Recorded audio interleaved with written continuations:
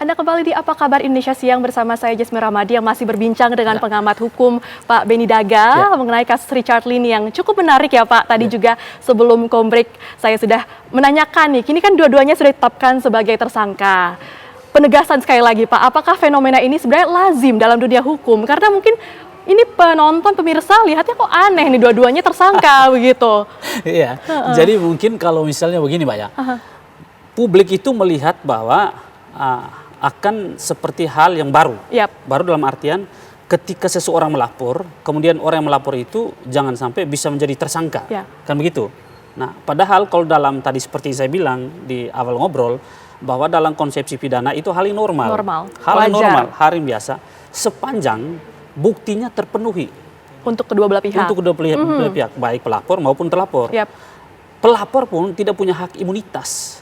Tidak punya hak imunitas sepanjang ada bukti-bukti, kecukupan bukti secara pidana yang bisa menjerat dia. Tadi dua alat bukti yang dipenuhi dua alat bukti yang dipenuhi itu. Minimal dua alat bukti, karena walaupun sekarang sudah ada perluasan jenis alat bukti tadi yang saya sebutkan itu, ada perluasan karena KUHP yang baru tadi, maka selain ada dua alat bukti itu kan sekarang sudah ada alat bukti elektronik. Kalau tadi hanya untuk ada di informasi transaksi elektronik, sekarang udah bisa diambil. Bahkan konten-kontennya Richard Lee juga bisa dijadikan sebagai alat bukti. Bisa dijadikan alat bukti. Betul. Itu masuk, bisa dijadikan alat bukti dalam KUHP yang baru ya. Bisa dijadikan alat bukti ditambah dengan pemeriksaan.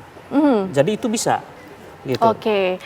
Selain tadi ada video dari Richard Lee, salah satunya yang juga dijadikan alat bukti ini kan adalah surat izin praktek dari Richard Lee ini sendiri ya Pak Bedi ya. Apakah ini bisa dianggap sebagai alat bukti yang cukup kuat untuk menyangkal dari Doktif ini sendiri?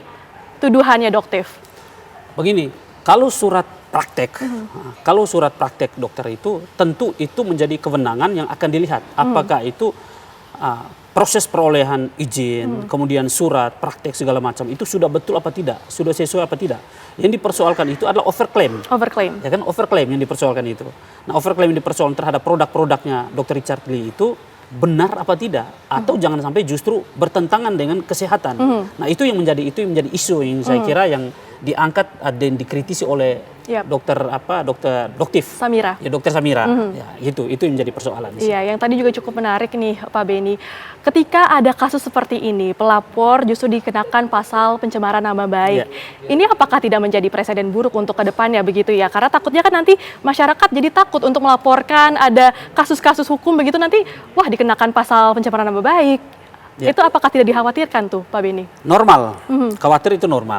Cuman saya kira yang poin penting yang harus diingat itu bahwa ketika kita membuat laporan itu, kita harus didukungnya dengan kita berbasis data.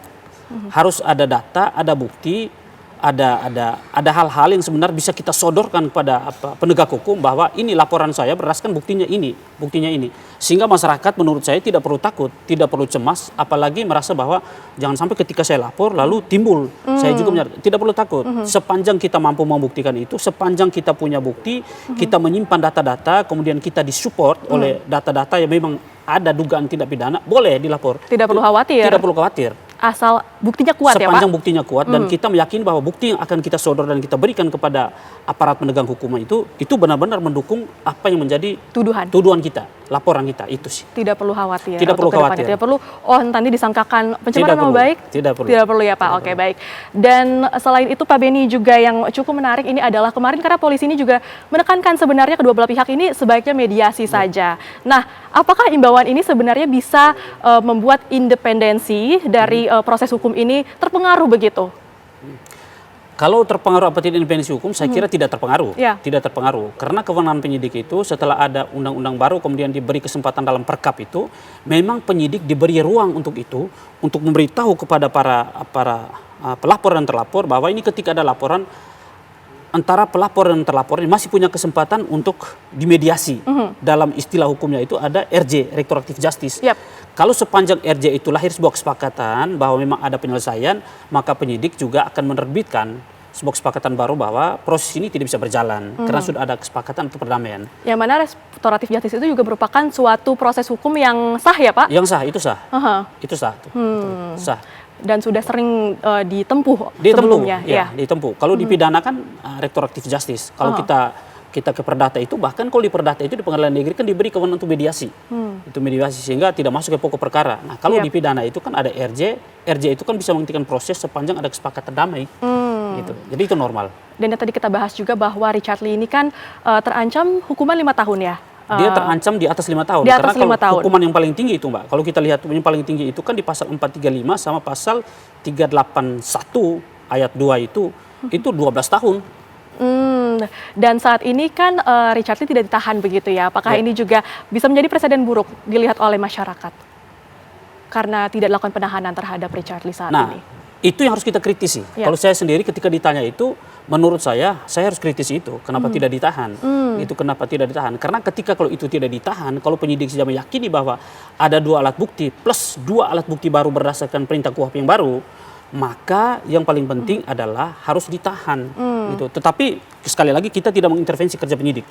Kita tidak mengintervensi kerja penyidik, tetapi kita bicara berdasarkan ketentuan di KUHP. Di atas 5 tahun ditahan. Nah, kalau Dr. Richard Lee itu kan 12 tahun. 12 tahun. Itu. Nah, ini akan menjadi presiden untuk masyarakat. Ketika melakukan perbuatan pidana, akhirnya masyarakat dengan mudah ada pemaaf gitu. Oh, tidak apa-apa. Kita bisa lihat berkaca dari ini. Apalagi kalau misalnya public figure seperti ini, penyidik memberi ruang seperti itu kan bisa menjadi catatan buruk dalam proses penegakan hukum.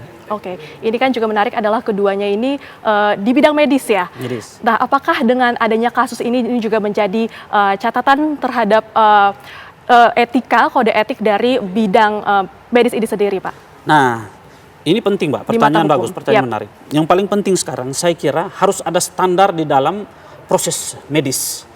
Kemudian harus ada standar juga terhadap para dokter. Yang ketiga, produk-produk medis yang diedarkan itu juga harus pakai standar yang ketat. Apalagi ini akan menjangkau masyarakat luas. Kan begitu? Nah, BPOM dalam hal ini itu harus ketat. Melakukan pengawasan harus lebih ketat. Jadi kita tidak bisa salahkan juga hanya dari sisi medis, dokternya saja. Tetapi lembaga yang mengawasi ini, lembaga yang menaungi ini seperti BPOM ini, perannya harus benar-benar serius.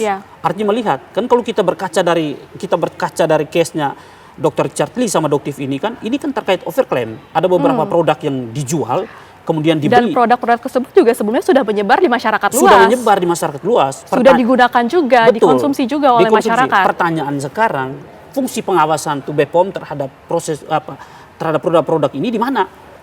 Gitu. Nah, ini saya kira bukan hanya kita lihat dari sisi level medisnya saja, level medis, tetapi bagaimana kontrol terhadap produk-produk medis ketika itu masuk ke masyarakat. Nah, akhirnya jadikan seperti ini. Jadi seperti ini, yang orang lihat itu hanya ada Richard Lee, yang orang lihat itu hanya Doktif dan mungkin yang lain, tetapi kan tidak melihat efek dominonya pada masyarakat seperti apa. Itu kurang lebih sih. Artinya kedepannya BPOM ini diharapkan juga dapat memperketat pengawasan ya terhadap produk-produk yang menyebar di Indonesia. Sangat penting lakukan pengawasan. Baik, terima kasih Pak Benny Daga. Ini menarik sekali dialog kita hari ini dan tentu kita harapkan bahwa kasus ini dapat menemukan titik terang seterang-terangnya begitu ya Pak Benny Daga. Terima kasih banyak Pak Benny.